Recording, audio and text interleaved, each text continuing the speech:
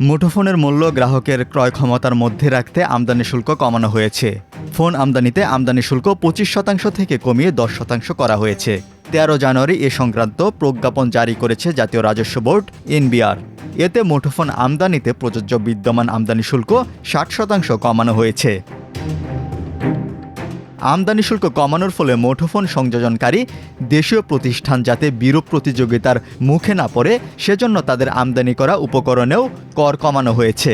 আরেকটি প্রজ্ঞাপনের মাধ্যমে মুঠোফোন সংযোজনকারী প্রতিষ্ঠানের উপকরণ আমদানিতে শুল্ক 10% থেকে 5% করা হয়েছে।